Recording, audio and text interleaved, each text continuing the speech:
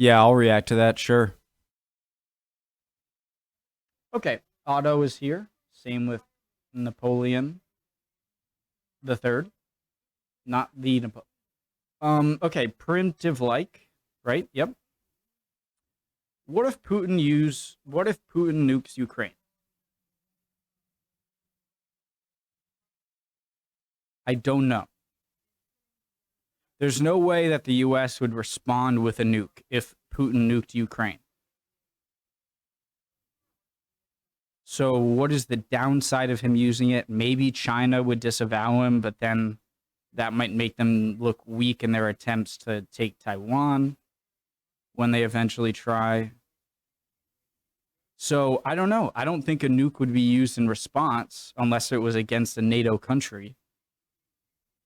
I don't know. Let's find out. In October 1962, the Soviet Union's plan to arm Cuba with nuclear weapons almost ended the world as we know it, as American schoolchildren prepared to hide under their desks as if that would protect them in a nuclear war. Right. The start of World War II was narrowly averted on October 28, 1962. Ever since, nuclear weapons have remained a reality in geopolitics, but more than anything as a tool of dissuasion. The concept of mutually assured destruction meant that neither the US nor the USSR would use nukes because their adversary would annihilate them in a chain reaction ending in the destruction of the planet. Today, the fear of a nuclear war seems more real than it ever has since 1962. On one hand, Russia's official nuclear weapons policy is only to use nukes as a deterrent in a few very specific scenarios. These include attacking Russia or an ally's territory with ballistic missiles.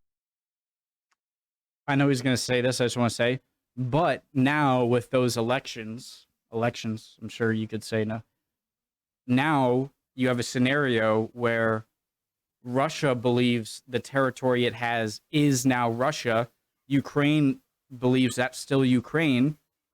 And so there is a perfect situation. Ukraine is going to attack the areas that are now like in Russia because of the election they just held, and then nuclear weapons, or other WMDs. I'll shut up. Attacking Russian facilities that endanger its nuclear capabilities, or aggression against the Russian state with conventional weapons when its very existence is in jeopardy. On the other hand, Vladimir Putin has openly threatened to use nuclear weapons in Ukraine in March, and now again in September 2022. His speech on September 21st included the threat to use, quote, all available means to protect Russia and our people. If Russia's territorial integrity was threatened, adding, quote, this is not a bluff. Ever since the war in Ukraine started, when you ask experts whether Putin would really fire nukes in Ukraine, you get a lot of different answers. Some claim that Putin could use nukes as a last resort to preserve his regime, while others say that it's just a bluff, like the threats he made in March when the invasion of Kiev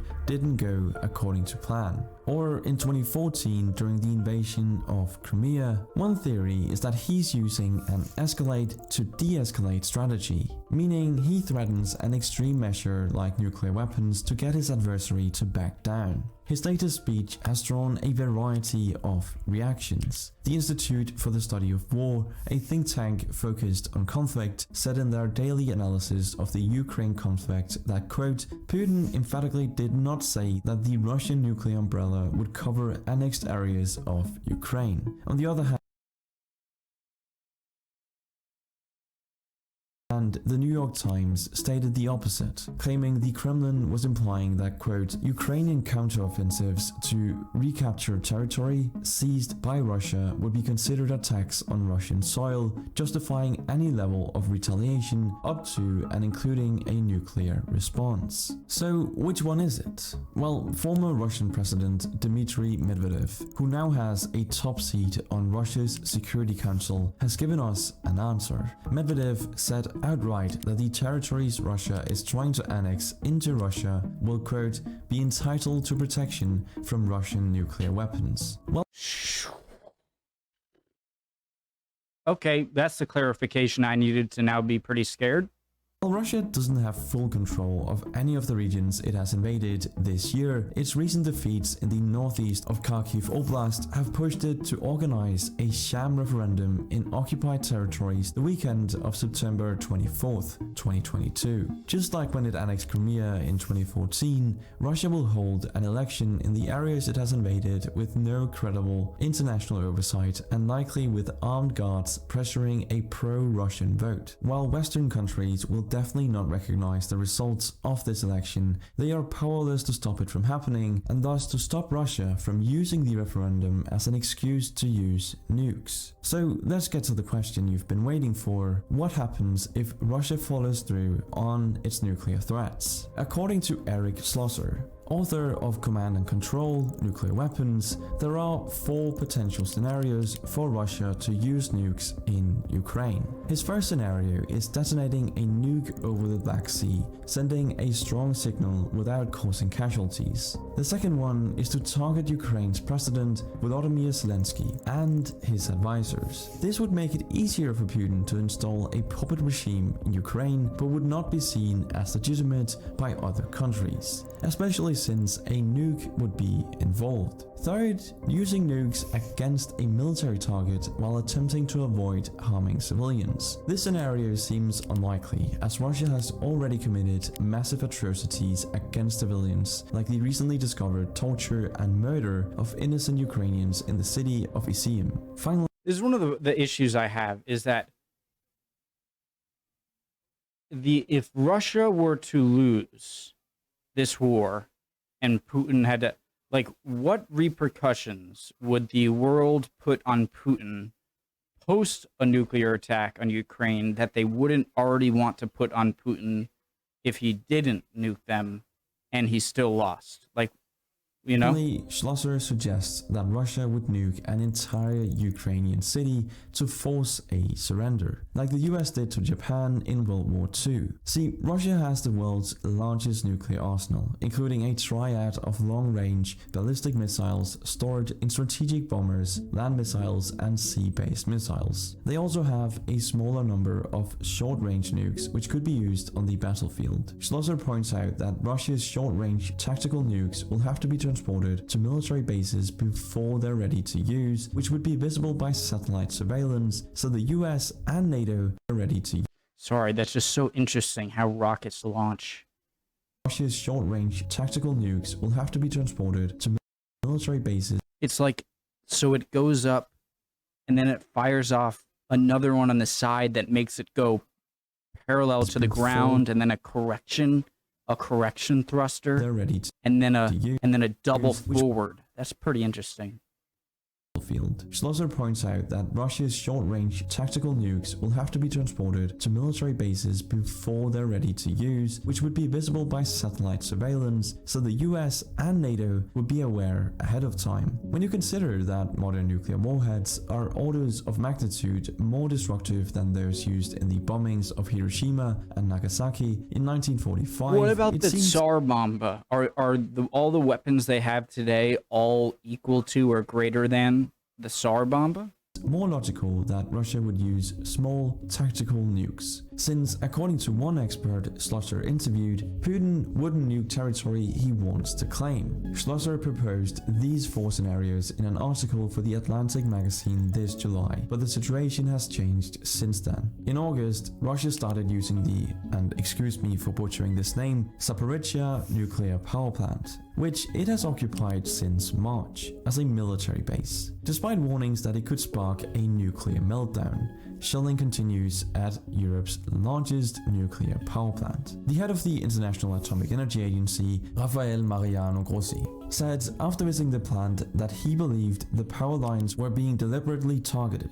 If this is true, it would make Vladimir Putin one of the most evil, calculating people to ever walk the planet. If the plant loses power for too long, it could cause a nuclear meltdown, making the plant into a new kind of nuclear weapon. Currently, the plant has actually been shut down, but still needs some electricity to pump water to cool down its reactors. So, a nuclear meltdown can be more destructive than a nuclear explosion, because of the radiation it spews out. Like if a nuclear bomb goes off, I think only after a few years you can inhabit it again, right? But if there's a meltdown, then it's going to take like thousands of years. And so that's why a meltdown could actually be worse than an actual bomb. Well, depending on where you set it off. Is that true? The pump can usually be powered by incoming electric power lines, but since these have been cut, the plant has to run on one of its 6 reactors in a low power mode to keep electricity flowing to the cooling and safety systems. Power lines, but since these have been cut, the plant has to run on one of its 6 reactors in a low power mode to keep electricity flowing to the cooling and safety systems. But the plant isn't designed to function like this for long, so it also has several emergency diesel generators with enough fuel for up to 10 days. According to nuclear engineer Stephen Nesbitt, if the worst happens and the plant runs out of power, causing a meltdown, it probably won't be as bad as Fukushima, since the plant has had some time to cool down. He also said that this might be a stupid question. I'm asking it. Just let me know if I'm wrong in the comments. But why not just shut the plant down? Obviously, if you shut the plant down, well, it's under Russian control now, so how do you even shut it down? But if you could shut it down, would the pain of having no electricity for giant swaths of people be worth not having the risk of a meltdown? But I guess even if the Ukrainians wanted to, I guess the Russians control it anyway. A scenario like Chernobyl is impossible, since that involved unique conditions that can't be replicated in this situation. As a final reassurance, there is a containment building surrounding the plant that could prevent the plant from releasing radiation into the atmosphere. But that, of course, is assuming that it isn't damaged by the fighting. Still, while the fears of a massive nuclear meltdown might be overblown, that's not the point of occupying the nuclear plant. If you think about how the Fukushima disaster, an improbable event caused by a tsunami in Japan, caused Germany to abandon nuclear energy altogether, it's not a stretch to imagine Putin exploiting the fear of a new nuclear disaster to drive. Wait, what? How does that make any sense? Plant. Nuclear meltdown, how the Fukushima disaster, an improbable event caused by a tsunami in Japan, caused Germany to abandon nuclear energy altogether. It's not a stretch to How does that make any sense? Japan is in a very tectonically active area with a lot of earthquakes and tsunamis that cause the tsunami. So why would Germany be afraid of that? Why wouldn't they see the risk of what happened in Japan to happen to Germany in that just borders the North and Baltic Seas? That was incentive enough to go non-nuclear and then be reliant on Russian energy? How is that a good decision?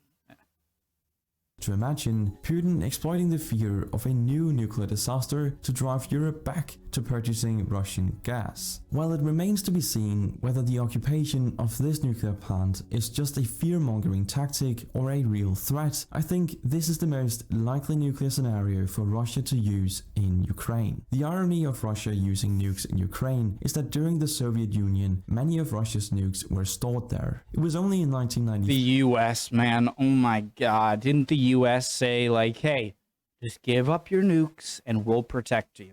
Oh my god. Wow. We look foolish. We look very dumb. That at least we did good in Afghanistan. Oh, wait. Ukraine gave up its nukes in exchange for assurances that Russia or NATO wouldn't use nukes against Ukraine as part of an agreement called the Budapest Memorandum. After the terrifying climax of the Cuban Missile Crisis, the US and Soviet Union slowly pursued nuclear arms reduction for decades. Starting in the 1970s, the United States and the Soviet Union started negotiating reductions to their nuclear stockpiles, starting with the Strategic Arms Limitation talks, and leading to the most recent New START treaty, which Russia's parliament ratified in January 2011. Just START. SALT 1, SALT 2, START 1, START 2. Treaty, which Russia's parliament ratified in January 2011, just after the US Senate. These treaties include mutual inspections, which means a team of American nuclear inspectors to inspect nuclear weapon sites and make sure the agreements are being respected and vice versa. The inspections were paused during the pandemic, and in August of this year, Russia suspended US inspectors from visiting indefinitely. Still, Russia continues to notify the US of movements of its nuclear arsenal or any other changes. How do you know if Russia continues to respect the ongoing norms and agreements, it's unlikely they'll use nukes in Ukraine. But that leads us to the final and most unpredictable factor in this calculation: Putin himself. Vladimir Putin has become a pariah in Europe over the past few years, even more so since the invasion of Ukraine in 2022. Remember that Putin was a KGB officer during the Cold War, and this experience shaped his worldview even after the Cold War ended. He's even referred to the fall of the Soviet Union as, quote, the greatest geopolitical catastrophe of the 20th century. Today, he's increasingly paranoid of NATO and surrounded by his yes men, which could result in a dangerous... Do you guys think there'll ever be like a Soviet Union 2? Or like do you think that the Soviet Union will be a thing again?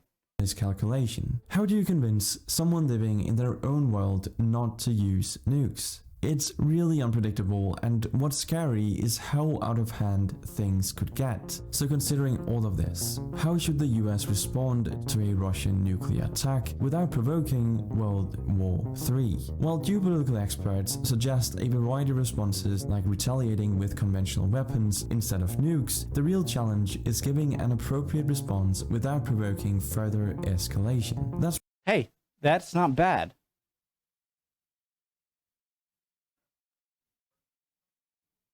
Just don't go into Russia or Russia claimed territory. Just bump up to, hey, we're in this war now. We are not going to attack in Russia. We're not even going to attack in the Russian areas. But we will... Or maybe... I don't know. This is giving an appropriate response without provoking further escalation. That's why the Biden administration has been purposely ambiguous about the consequences for using nuclear weapons. They want to scare Russia out of carrying a nuclear attack in the first place. The Pentagon's Nuclear Posture Review states that, quote, Russia must understand that nuclear first use will fail to achieve its objectives and trigger incalculable and intolerable costs for Moscow. What though? Like what incalculable, what intolerable costs? What? These are just words. But when you get into the details... I understand part of the internet communication is to keep it vague. But man, like what are you going to do that you haven't already done? This is my fear. It's like people despise Vladimir Putin so much that if he uses a nuke, they're going to despise him more. But what exactly are you going to do? That more sanctions, like more, like people already want him as a pariah and nothing. So you're going to make him more of a... and trigger incalculable and intolerable costs for Moscow. But when you get into the details of what punishment the US would deliver, it's not clear, and that's on purpose. If they're vague about the details of the consequences of using nuclear weapons, the Russians would be more hesitant, and the Americans avoid giving away their playbook. But where the war goes from here, and whether Russia becomes the second country to use nukes, I disagree with that. In wartime remains to be seen. But that's it for this video. Thank you for watching, and I'll see you in the next. Great video. Thank you very much, creator OBF. I don't agree with this. Punishment.